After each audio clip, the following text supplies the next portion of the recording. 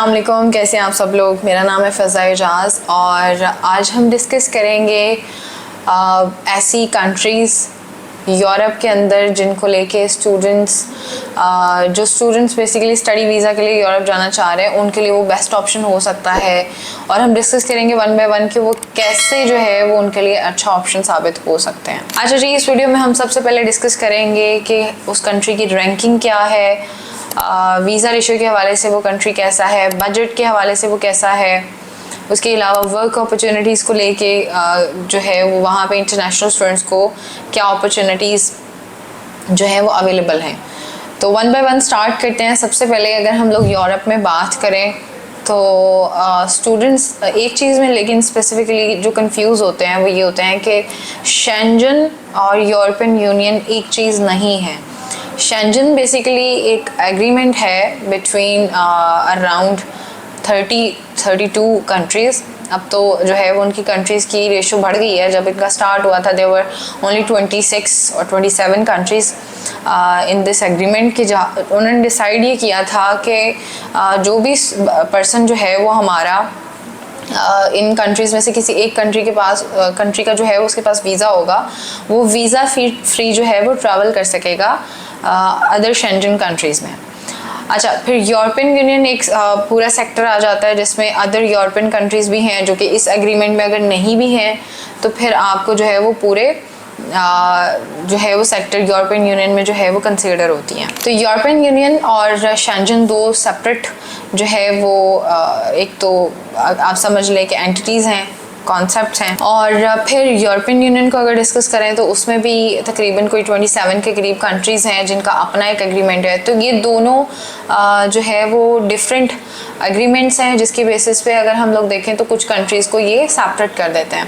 अब इसमें से कुछ जो कंट्रीज़ हैं वो यूरोपियन यूनियन से निकल के शेंजन का हिस्सा बनी हैं, कुछ दोनों का हिस्सा रही हैं, कुछ जो है वो शेंजन से निकल के यूरोपियन यूनियन में आई हैं। तो इस तरह ये चीज़ें सेपरेट हैं। तो आप लोगों ने इस चीज़ को मेक श्योर करना है कि जिस भी कंट्री को आप सेलेक्ट कर रहे हैं सबसे पहले आप अपना ये कॉन्सेप्ट क्लियर करें कि आइदर आप शेंजन जाना चाह रहे हैं तो फिर आप शेंजन जोन की सारी कंट्रीज़ में से देखें कि आप किस कंट्री में इंटरेस्टेड हैं और उसमें जो बेस्ट ऑप्शन है उसको हम डिस्कस कर लेंगे। फिर उसके बाद यूरोपियन यूनियन में क्या ऑप्शन बेहतर है। इसके अलावा अगर हम ओवरऑल यूरोप की साइड की बात करें, जैसे यूरोप को इटसेल्फ अगर हम कहें तो सेकंड वर्ल्ड कंट्रीज़ माना जाता है। तो सबसे पहले इसमें आयरलैंड आ जाता है और आयरलैंड इटसेल्फ एक जो है वो इंग्लिश स्पीकिंग कंट्री है। जब ब्रेग्जिट हुआ था वी ऑल नो कि इसका कुछ हिस्सा जो है वो यूके के पास चला गया और कुछ हिस्सा जो है वो फिर इवेलुएट होके सेपरेट हो गया और इसके बाद जो है वो इन्होंने इटसेल्फ एक अपना जो है वो रीजन जिसको खड़ा किया और इसको मनवाया भी है। तो यूरोपियन आयरलैंड या Republic of Ireland European union का हिस्सा है, बट इसकी जो ज़्यादातर पॉपुलेशन है वो इंग्लिश स्पीकिंग है। ओनली 13-14% जो लोग हैं वो आयरिश स्पीकिंग है और वो भी इतने कोई ज़्यादा स्टर्बन नहीं है इस चीज़ को लेके। अगर पूरे हम लोग स्टडी डेस्टिनेशन के सेक्टर्स को देखें तो सबसे पहले जब हम चेक करते थे यूके, यूएसए, कनाडा, ऑस्ट्रेलिया, ये सब कंट्रीज़ जो है वो टॉप रैंकिंग में आते थे, फर्स्ट सेकंड थर्ड कंट्रीज़ माने जाते थे। अब जो देखा गया है रिसेंटली वो ये देखा गया है कि जो आयरलैंड है वो टॉप 3 में जो है वो एंटर हो गया है वर्ल्ड वाइड स्टडी डेस्टिनेशन को लेके। इंटरनेशनल स्टूडेंट्स जो है वो काफ़ी ज़्यादा इसमें अपना इंटरेस्ट शो कर पा रहे हैं। अच्छा, इसके अलावा अगर हम बात करें वीज़ा रेशो की तो आयरलैंड की वीज़ा एक्सेप्टेंस पाकिस्तान से इस टाइम पे मोर और लेस जो है वो 70 to 80% है, जिसमें आपकी अगर हम देखें ज़्यादातर कॉलेजेस एंड यूनिवर्सिटीज़ सभी इंक्लूड होते हैं एज सच। इसका क्राइटेरिया की बात करें बहुत ज़्यादा डिफ़िकल्ट क्राइटेरिया नहीं है। पोस्ट ग्रेजुएट स्टूडेंट्स के लिए बहुत अच्छा ऑप्शन है क्योंकि अंडर ग्रेजुएट के स्टूडेंट्स जो होते हैं उनको अपनी लाइबिलिटीज़ और वो ड्यूरेशन ऑफ स्टडी को लेके अपनी लाइबिलिटीज़ ज़्यादा शो करवानी पड़ती हैं। सिर्फ ये इसमें जो है वो एक पॉइंट है जिसको लेके अंडर ग्रेजुएट के स्टूडेंट इसमें थोड़ा सा डिस्टर्ब हो सकते हैं, अदरवाइज़ पोस्ट ग्रेजुएट्स के लिए ये बहुत अच्छा ऑप्शन है। वर्क अपॉर्चुनिटी को लेके अगर हम बात करें तो क्योंकि इटसेल्फ आयरलैंड जो है वो जितनी भी टेक कंपनीज़ हैं या मेडिकल सेक्टर्स का हब है, ठीक है, गूगल, मेटा, इन सब के हेडक्वार्टर्स आयरलैंड में अवेलेबल हैं।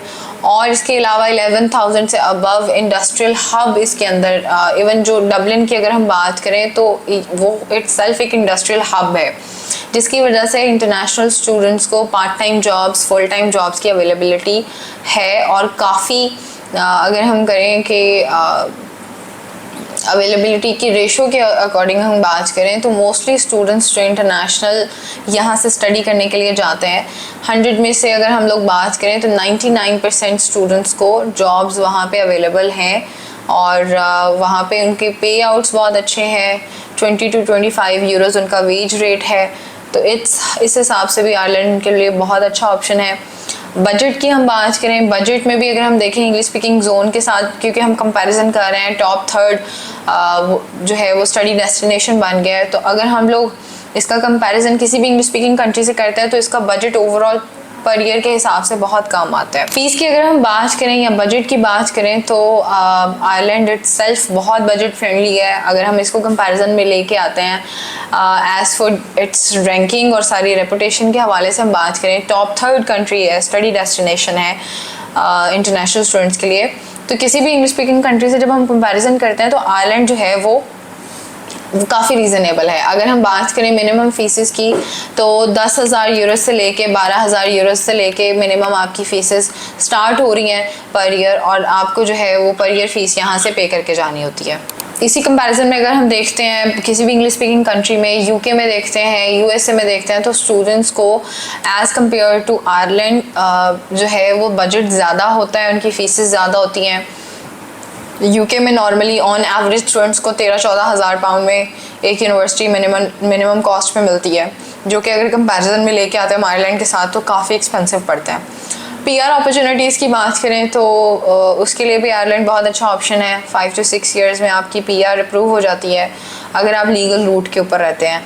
आप अगर IT, medical, accounting and finance या इंजीनियरिंग सेक्टर से हैं और आप इन फील्ड के रिलेटेड ही अपनी डिग्री आयरलैंड से कर रहे हैं तो आपको 2 ईयर का ग्रीन कार्ड जो है वो पाथवे होता है जिसके ऊपर आप अप्लाई कर सकते हैं। आपके पास ये बहुत, मैं कहूँगी कि ये गोल्डन अपॉर्चुनिटी है इन फील्ड्स के साथ जो है जो स्टूडेंट्स का ताल्लुक है उनके लिए। सेकंड नंबर पे हमारे पास नीदरलैंड का ऑप्शन है, जिसको हॉलैंड के तौर पे भी सब स्टूडेंट्स जो हैं वो जानते हैं या समझते हैं। कुछ लोगों को इनका जो है वो नीदरलैंड के नाम के साथ जो बहुत ज़्यादा फेमिलियर नहीं है। तो नीदरलैंड की अगर हम बात करें तो इटसेल्फ बहुत अच्छा ऑप्शन है। शेंजन जोन में अगर हम बात करें कोई कंट्री जिसकी वीज़ा रेशो बहुत अच्छी हो या रेपुटेशन बहुत अच्छी हो तो वो नीदरलैंड है।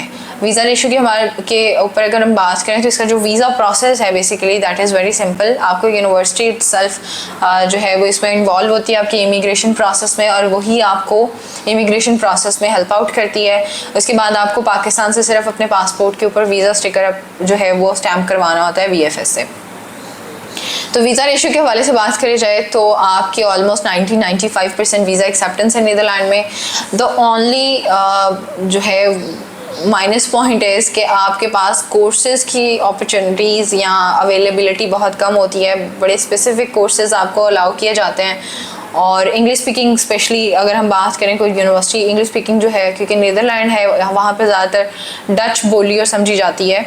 इंग्लिश स्पीकिंग भी काफ़ी ज़्यादा जो है वो इस टाइम पे इन हो चुकी है ये लैंग्वेज, लेकिन क्योंकि जर्मनी के साथ है और ज़्यादातर इनकी जो स्टडी के हवाले से देखा जाए रूल्स एंड रेगुलेशंस जितनी भी इम्प्लीमेंटेशन है वो जर्मनी से बहुत सिमिलर हैं। तो उन स्टूडेंट्स के लिए जो जर्मनी जाना चाहते थे और वो शेंजन में जाना चाह रहे हैं तो उनके लिए नीदरलैंड बहुत अच्छा ऑप्शन है। आप जो है वो अगर स्टूडेंट के पास इंटर है और उसमें 60-65% मार्क्स हैं, स्टूडेंट इसमें एलिजिबल है, अप्लाई कर सकता है। बैंक स्टेटमेंट बहुत मिनिमम से रिक्वायर्ड होती है, आपको सिर्फ 10 से 12 हज़ार यूरोस जो है वो बैंक स्टेटमेंट रिक्वायर्ड होती है, जिसकी आप बैंक स्टेटमेंट भी दे सकते हैं और ब्लॉक अकाउंट भी दे सकते हैं। तो ऐसे स्टूडेंट्स जो जर्मनी में ब्लॉक अकाउंट की वजह से अप्लाई नहीं कर रहे थे उनके लिए बहुत अच्छा ऑप्शन है। इसके अलावा अगर हम वर्क अपॉर्चुनिटीज़ की बात करें तो यस, एक चीज़ जो स्टूडेंट्स को बैरियर का सामना करना पड़ सकता है दैट इज़ लैंग्वेज, क्योंकि बहुत सारे लोग डच जो है वो बोलना और समझते हैं, बोलते हैं। ये इसलिए स्टूडेंट्स जो कि इस लैंग्वेज से फेमिलियर हैं उनको बहुत ज़्यादा अच्छी अपॉर्चुनिटीज़ भी अवेलेबल हैं। इसके अलावा पार्ट टाइम वर्क अपॉर्चुनिटीज़ भी अवेलेबल हैं, जिसमें ब्लू कॉलर जॉब्स में बहुत सारे स्टूडेंट्स को पार्ट टाइम जॉब्स मिल जाती हैं। ऑन एवरेज अगर हम बात करें तो इसका जो अप्रूव्ड वेज रेट है दैट इज़ 15 to 20 यूरोस, और जो है वो स्टूडेंट इतना जो है वो अर्न कर रहे हैं पार्ट टाइम। अच्छा, इसके अलावा अगर हम बात करें पीआर अपॉर्चुनिटीज़ की, तो इसका पीआर का रूट बहुत सिंपल है, 5 to 6 ईयर्स का रूट है। और इसके अलावा आफ्टर स्टडी आपको पोस्ट स्टडी वर्क मिलता है, इसके बाद आप जो है वो अपना पीआर के लिए अप्लाई कर सकते हैं। बजट को लेके हम बात करें, आयरलैंड में या नीदरलैंड में बहुत ज़्यादा कोई डिफरेंस नहीं है। सेम अगर हम बात करें एनुअल फ़ीस की, अंडर ग्रेजुएट के स्टूडेंट या पोस्ट ग्रेजुएट के स्टूडेंट आइदर डिग्री, उनको जो है वो 10-12 हज़ार यूरो में एक साल की फ़ीस पड़ती है, और वो आपने यहाँ से फुल ईयर फीस पे करके जानी होती है। फिर अगर स्टूडेंट डिस्टर्ब होते हैं बजट को लेके या कोई उनका कंसर्न आता है, तो उनके लिए बहुत अच्छा ऑप्शन है साइप्रस। साइप्रस जो है वो फ़िलहाल शेंजन जोन में नहीं एंटर हुआ। There were some news going on कि आपका जो वीज़ा अप्रूवल है या इमिग्रेशन एंट्री परमिट है उसके ऊपर शेंजन जोन लिखा आ रहा है जी, शेंजन वीज़ा ग्रांटेड, या जो उसका स्टिकर होता है शेंजन का वो लगा आ रहा है। तो ऐसा अभी हुआ नहीं है। अभी इसमें शेंजन में अभी इसमें ऑफिशियली कुछ अनाउंसमेंट हुई नहीं है, या ना ही अभी तक कोई ऐसी इम्प्लीमेंटेशन हुई है। तो still Cyprus in European Union, hopefully ये कमिंग सून आपके जो है वो नेक्स्ट इनटेक्स में या नेक्स्ट ईयर में जो है वो यूरोपियन यूनियन से शेंजन में मूव हो जाएगा। अगर हम बात करें इसकी रेपुटेशन के हवाले से, तो साइप्रस की डिग्रीज़ बहुत सारी इंग्लिश स्पीकिंग कंट्रीज़ में या फिर बहुत सारी यूरोपियन कंट्रीज़ में जो है वो एक्सेप्टेबल है। डिग्री जो है वो अप्रूव्ड होती है, आपकी डिग्री की बेसिस पे आपको जॉब्स अपॉर्चुनिटी अवेलेबल हैं।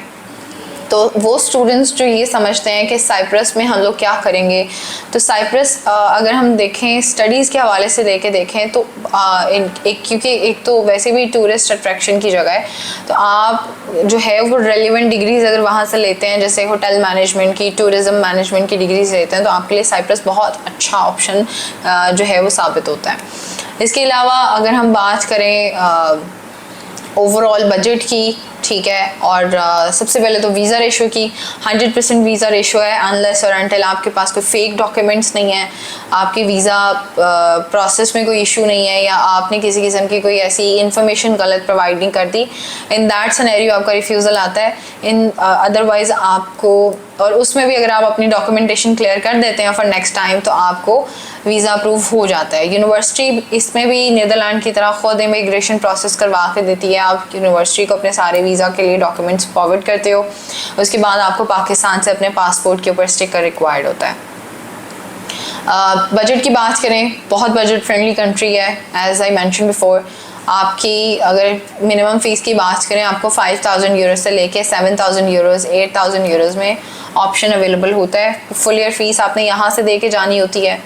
और अगर मैं बात करूँ यूरोप में 100% वीज़ा रेशो के हवाले से या सारे पॉइंट ऑफ व्यू से, तो Cyprus is the only country I would say जिसमें आप जो है ये सोच सकते हैं कि आपका बजट भी कम लगेगा, आपको वीज़ा भी जल्दी मिल जाएगा, और आप यहाँ से ट्रैवल भी कर सकते हैं, और वहाँ पे जाके आपको वर्क अपॉर्चुनिटीज़ भी अवेलेबल हैं। फिर कुछ कंट्रीज़ जो कि मैं मेंशन करना चाहूँगी, जैसे फ़िनलैंड है, जो कि इटसेल्फ बहुत अच्छा कंट्री है। फ़िनलैंड का द ओनली इशू है कि फ़िनलैंड की एम्बेसी पाकिस्तान में अवेलेबल नहीं है, सो दैट्स वाई स्टूडेंट्स को जो है वो ट्रैवल करना पड़ता है टू अनदर कंट्री, जैसे दुबई जाना पड़ता है या फिर मलेशिया के थ्रू अपनी अपॉइंटमेंट करते हैं, जिसकी वजह से उनका जो ट्रैवलिंग कॉस्ट है वो ज़्यादा बढ़ जाता है।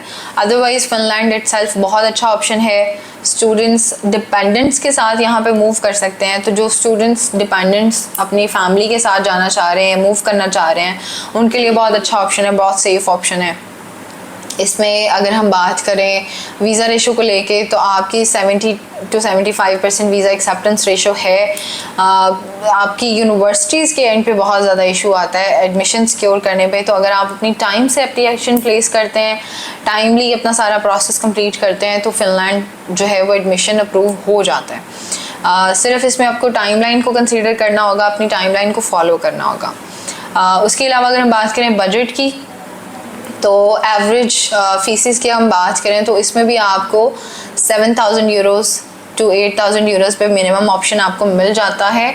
और इसमें आपको फुल डिपॉजिट कराने के भी ऑप्शंस होते हैं, कुछ यूनिवर्सिटीज़ पार्शियल पेमेंट्स भी आपको अलाउ करती हैं। तो आपके पास ये बहुत अच्छा ऑप्शन है अगर आप किसी ऐसे कंट्री में जाना चाह रहे हैं जो डिपेंडेंट्स भी अलाउ करती है, उसकी वीज़ा रेशो भी अच्छी है। इसी तरह आ जाता है स्वीडन भी शेंजन जोन का हिस्सा है। स्वीडन जो है वो इटसेल्फ अगर हम बात करें, जो स्टूडेंट्स रिसर्च के कोर्सेज के लिए जाना चाह रहे हैं एज ए सिंगल स्टूडेंट, तो उनके लिए बहुत अच्छा ऑप्शन है। अदरवाइज स्वीडन को हम लोग डिपेंडेंट्स को साथ लेके जाने के लिए बड़ा एक जो है वो आप कह सकते हैं कि बड़ा उसमें डिपेंडेंट्स की एप्लीकेशंस में बड़ा इन ऑप्शन है।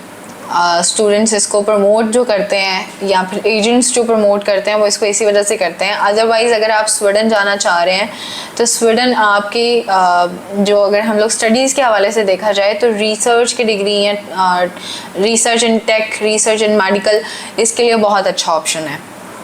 और स्कॉलरशिप्स भी अवेलेबल होती हैं आपको अगर आपके स्कोर्स बहुत अच्छे हैं, एकेडमिक स्कोर्स अच्छे हैं, आईएलटीएस में बहुत अच्छे बैंड हैं, आपको फ़ीस वेवियर्स बहुत अच्छे मिल सकते हैं।